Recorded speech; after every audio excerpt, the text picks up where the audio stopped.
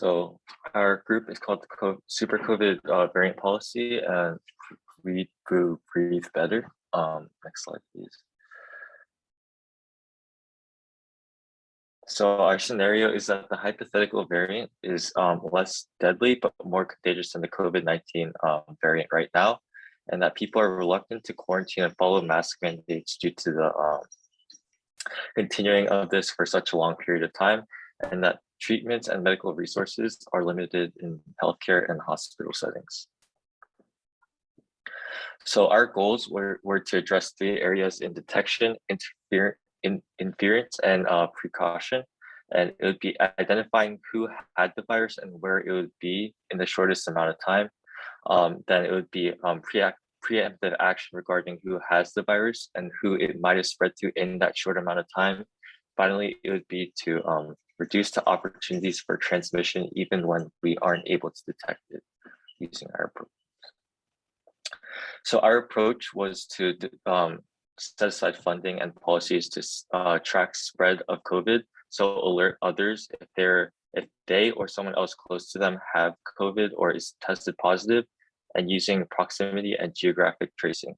Next, we would turn problems of enforcement into incentives, so rewarding individuals for responsible COVID practices. So one of the ideas we had was using a rapid antigen test mask. So we wanted to fund something that would be similar to a KN95 mask. It would use a breathalyzer to test the presence of COVID.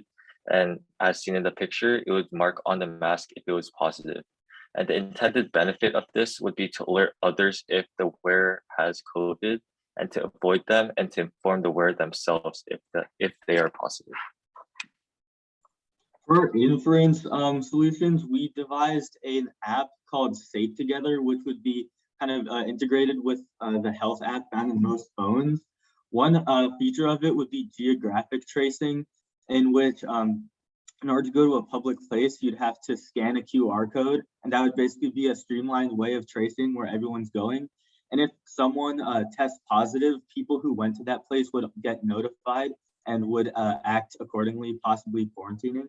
Additionally, there would also be proximity tracing, which would send ultrasonic signals between phones, and that would alert people whether or not they are near someone who has COVID. Oh, sorry, back one.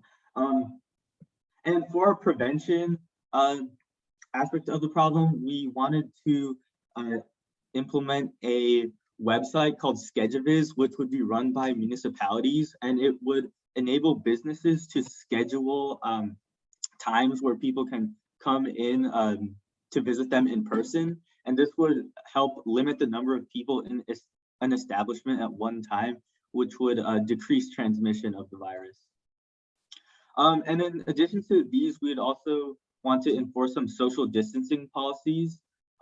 Namely one that we would try to reduce the number of people outside at any given day by having people with only even or odd birthdays outside at one time as a way of splitting people up.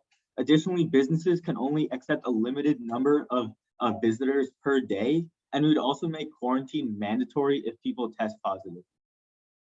In terms of resource allocation, we want to use a triage system so that we can allocate resources to those who actually need them. And that would be geriatrics, like elderly people, as well as people with serious medical conditions. And also when hospitals reach close to full capacity, we want patients who don't exactly need the help to go home so that they can sequester.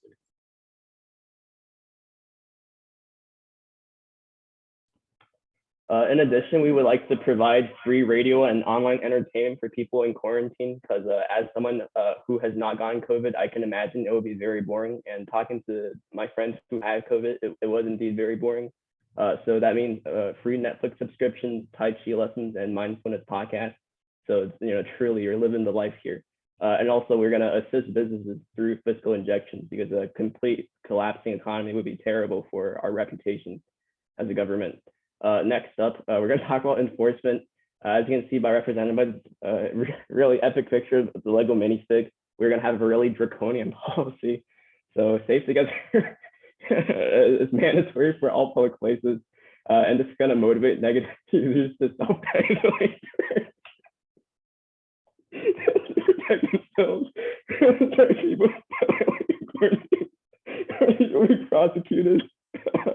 We're gonna have regular people become cops and then kind of snitch on everyone, which is a plainclothes officer point, and also businesses who are violating laws. There's also a math model. Yeah, that's it. Okay. The time's up.